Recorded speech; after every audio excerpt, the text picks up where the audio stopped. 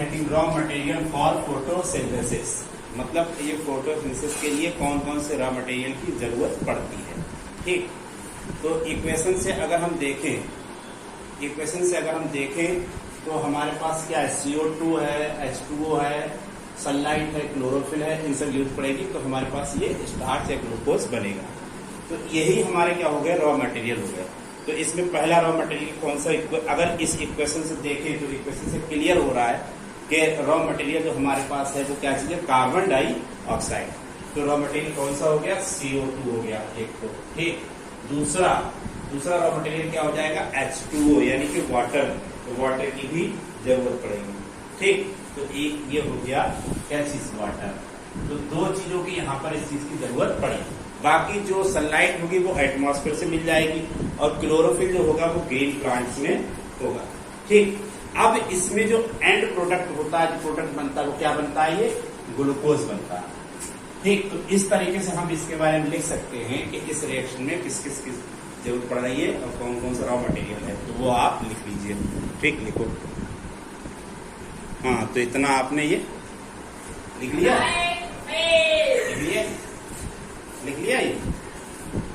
तो ये क्या हो गया, इक्वेशन से क्लियर है कैसी रॉ मटेरियल क्या है, कार्बन डाइऑक्साइड और वाटर है। एंड प्रोडक्ट क्या बनना है, इसमें ग्लूकोज बनना है और ऑक्सीजन बनना है। अब इसके बाद ये आता है क्वेश्चन के ये ग्लूकोज जो है कार्बोहाइड्रेट है, ये स्टोर हो जाता है प्लांट्स में।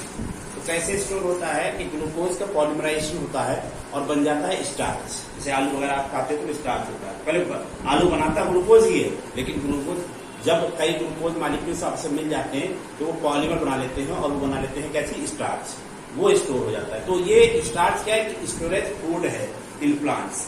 और प्लांट्स ही नहीं, प्लांट्स तो उससे एनर्जी लेते ही हैं, लेकिन वो एक्स्ट्रा जो बच जाता है वो स्टोर कर लेते हैं। उसके बाद आप भी जाते हो, आप भी उसी से एनर्जी लेते हो।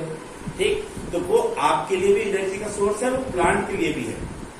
ठीक, अब आपने खाया तो एनिमल ने खाया, एनिमल जब खा लेता तो उसके अंदर भी अगर ज्यादा मान लो मटेरियल है तो वो कन्वर्ट होता है, ग्लूकोज कन्वर्ट हो जाता है किसमें, ग्लाइकोजन में। जैसे आलू में स्टार्च, क्या कहते हैं, आलू जो है या कोई प्लांट्स है, अगर वो फोटोसिंथेसिस कर रहा है और ग्लूकोज का फॉर्मेशन कर रहा है, ग्लूकोज उसके पास ज्यादा बन गया, मतलब उसने ग्लूकोज को खर्च किया और उसके बाद फिर भी रह गया, तो वो स्टोर कर लेता है उसको as a glycogen, sorry as a starch. ठीक, और भी है, सेलुलोज भी बनाता है, तो स्टार्च उसने बना लिया। अब ये स्टार्च, आप गए, आप सब्जी लेकर के आए या आपने आलू खरीदा तो आप उसमें स्टार्च लिए, वो आप लेकर के आए, आपने खाया, खाने के बाद आपने एनर्जी ली, ग्लूकोज में टूटा, एनर्जी मिली उससे। अब एनर्जी के बाद अगर बच गया तो आप उसको स्टोर कर लेंगे as a glycogen in liver से। ठीक, तो वो आपके लिवर सेल में ग्लाइकोजन के फॉर्म में स्टोर हो जाता है। तो प्लांट का storage material, food storage material क्या है, तो वो आप कहोगे स्टार्च है। हम लोगों में क्या है, एनिमल में क्या है, तो वो होता है ग्लाइकोजन। जैसे प्लांट्स जो फूड लेते हैं, जो बनाते हैं ग्लूकोज, ये अगर उनके खर्च करने से बच जाता है तो ये उसको कन्वर्ट कर लेते हैं किसमें, स्टार्च में, और वो स्टार्च स्टोर करते रहते हैं। इकट्ठा कर लिया, चाहे वो शकरकंद हो, चाहे वो आलू हो, ये सब इसी में आते हैं। अब इसके बाद आपने खाया उसको या आपने किसी दूसरे से फूड लिया, जो फूड लिया वो लास्ट में जब डाइजेशन होता है कन्वर्ट हो जाता है ग्लूकोज में, वो हमारे सेल में पहुंचता है, सेल में एनर्जी देता है। लेकिन जो ज्यादा अगर पहुंच गया तो उसका क्या होगा, तो वो हमारी बॉडी में भी स्टोर होता है। वो कैसे, ग्लाइकोजन के फॉर्म में। ठीक है, तो अब इसको भी लिख लीजिए। ये हम पहले ही समझा चुके हैं और ये आपको क्या करना है, लिखना है। ठीक, तो इसमें क्या हमने बताया था, वही चीज जो है ये लिख दी हमने कि क्या है कि कार्बोहाइड्रेट स्टोर हो जाता है in the form of starch. ये हम बता चुके। जब मान लो प्लांट है, ज्यादा उसने बना लिया ग्लूकोज, खर्च करने के अलावा जो बचा तो उन्होंने स्टोर कर लिया एज ए क्या, food material in the form of starch. अब जब जरूरत होगी तो वो इसको खर्च भी कर सकता है, नहीं करेगा तो मान लिया आपने खा लिया तो आपके यहाँ ग्लूकोज का अमाउंट ज्यादा होगा। अगर ज्यादा हुआ तो आप स्टोर कर लेंगे कैसे, in the form of glycogen, और जब आपको जरूरत होगी तो आप ग्लाइकोजन का इस्तेमाल कर लेंगे। ठीक, वही चीज ये लिखी हुई है। अब आता है इवेंट्स इन फोटोसिंथेसिस। क्या होता है फोटोसिंथेसिस? पहली बात देखिए इसमें क्या हो रहा है। पहली बात तो ये है कि इसमें लाइट का एब्जॉर्प्शन होता है। ठीक, तो फर्स्ट पॉइंट तो आपका यही हो गया कि एब्जॉर्प्शन ऑफ लाइट, लिख लो चाहे तो, absorption of light, absorption of light, energy लिख दो, लाइट एनर्जी। अब आप जो है वो हाई स्कूल लेवल से पढ़ रहे हैं तो उसी हिसाब से पढ़ना पड़ेगा, वरना भी ट्वेल्थ में पढ़ते हैं तो लाइट एनर्जी कैसे एब्जॉर्ब होती है, कौन सा क्लोरोफिल होता है, उसमें पिगमेंट सिस्टम कौन सा पार्टिसिपेट होता है, उसमें सेंटर क्या होते हैं, तो ये सब हमें बताना पड़ता है। लेकिन हाई स्कूल में सब कुछ नहीं, डायरेक्ट लिखा तो absorption of light energy by chlorophyll, ठीक, बाई क्लोरोफिल। ठीक, दूसरा और क्या हो रहा है, कार्बन डाइऑक्साइड कन्वर्ट हो रहा है ग्लाइकोजन में। अब देखो कार्बन डाइऑक्साइड ग्लाइकोजन में कन्वर्ट हो रहा है, तो देखो कार्बन और ऑक्सीजन यहाँ है, यहाँ क्या जुड़ गया, हाइड्रोजन, और addition of hydrogen is known as reduction. तो इसमें कार्बन डाइऑक्साइड ग्लूकोज में, इसमें कार्बन डाइऑक्साइड ग्लूकोज में क्या हो रहा है, रिडक्शन हो रहा है। तो दूसरे पॉइंट में आप ये लिखेंगे, ठीक, लिखो reduction of carbon dioxide to carbohydrate,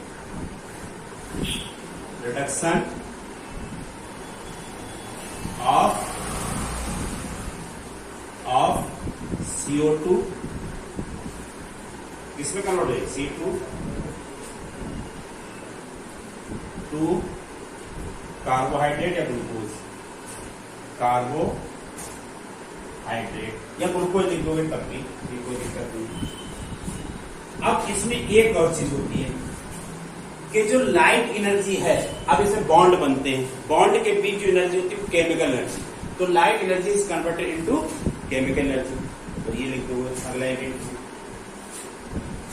light energy conversion, इसमें conversion, conversion of light energy into chemical energy, बस इतना होता है। ठीक है, ये चीजें होती हैं। हाँ, तो इवेंट्स ऑफ फोटोसिंथेसिस क्या हो गए, पहला क्या है, absorption of light energy by, दूसरा क्या हो गया, reduction of CO2 to carbohydrate या ग्लूकोज, आप इसमें लिख सकते हैं, हमने पहले आपको बता दिया। तीसरा क्या है, conversion of light energy into chemical energy. तो ये तीन इवेंट हैं जो आपको लिखने हैं। ठीक, हाँ, तो अब है साइट ऑफ फोटोसिंथेसिस। इसका क्या मतलब है कि फोटोसिंथेसिस कहाँ होती है, किस जगह पर होती है, प्लांट के किस भाग में होती है। तो मोस्टली ये होती है आपके लीव्स, लीव्स होती है, पत्तियां होती हैं वहां, और वहां कहाँ, क्लोरोफिल। तो जो इसका मेनली जो आपका सेंटर हुआ वो क्या चीज हुआ, क्लोरोफिल। तो ये लिख लोगे, most of the photosynthesis occurs, लिख दो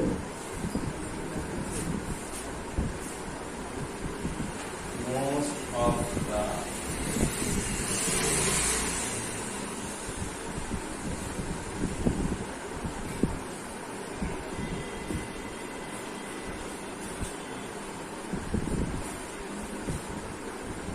इन द लीफ, ठीक, किसकी लीव्स, आपकी हमारी नहीं, ऑफ प्लांट्स।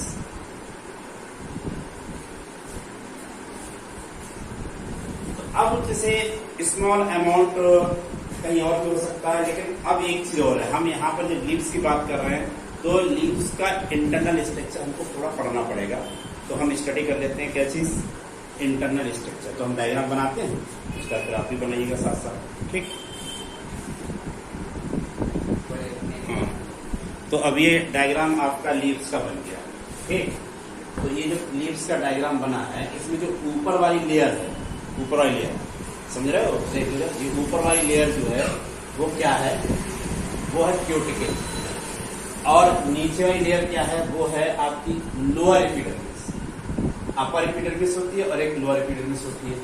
बीच में जो होती है वो मेसोफिल सेल्स होती है, ठीक। फिर इसके बाद बीच में जो है वेस्कुलर बंडल्स हैं, इसमें इस तरफ क्या होगी जाइलम, और नीचे क्या होगा फ्लोएम। जाइलम से क्या चीज जाती है, वाटर, और फ्लोएम से क्या जाता है, फूड मटेरियल। अब लोअर एपिडर्मिस में ये छोटे छोटे पार्ट हैं, ये है स्टोमेटा, ये दिखाया गया, ये क्या है, स्टोमेटा, ठीक। तो मेसोफिल सेल्स होती है, इन मेसोफिल सेल्स में मोस्टली ज्यादातर जो है आपकी फोटोसिंथेसिस होती है, ठीक है। तो ये डायग्राम पहले देख लो, इसको फिर बनाओ। तो अब ये डायग्राम में आप समझिए कि कितने, जो डायग्राम में क्या होता है, एक अपर एपिडर्मिस, एक लोअर एपिडर्मिस। सबसे बाहर होती है क्यूटिकल होती है, थिक लेयर क्यूटिकल, ठीक, वो क्यूटिकल ऊपर है। अब उसके बाद है डर्मिस है, नीचे भी ऊपर भी। तो नीचे वाले कह देते हैं लोअर एपिडर्मिस, ऊपर वाले कह देते हैं अपर एपिडर्मिस।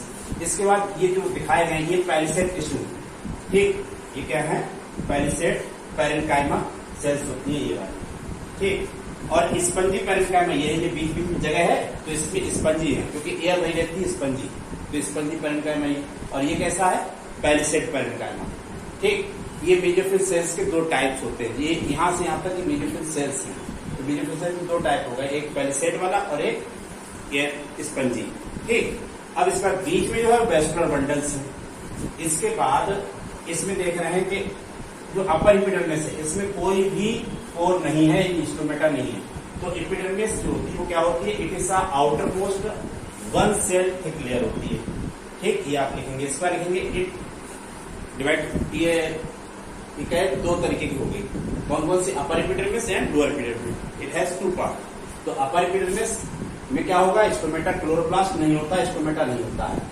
तो लोअर एपिडर्मिस में क्या होता है, स्टोमेटा होते हैं प्रेजेंट, तो इनमें क्लोरोप्लास्ट भी होता है, और ये क्या करते हैं, गैसियस एक्सचेंज का काम करते हैं, ठीक। उसके बाद फिर आता है आपका दूसरा पार्ट, जैसे स्टोमेटा है, तो स्टोमेटा का क्या काम है, स्टोमेटा होता क्या है, एक छोटे छोटे छेद होते हैं, पोर होते हैं, जिनसे गैसेस एक्सचेंज होता है, जो हम पहले लिखेंगे वही लिख देंगे। तो these are tiny pores mostly found in lower epidermis, it contain, लिखोगे these are helps in the gaseous exchange. उसके बाद फिर आपकी गार्ड सेल, इनको कहते हैं गार्ड सेल। जो स्टोमेटा ये बीच का हो गया, ये गार्ड सेल हो गए। गार्ड सेल का काम क्या है, इसकी ओपनिंग और क्लोजिंग में पार्टिसिपेट होना, जैसे ओपनिंग क्लोजिंग जिसकी हो रही है उसमें।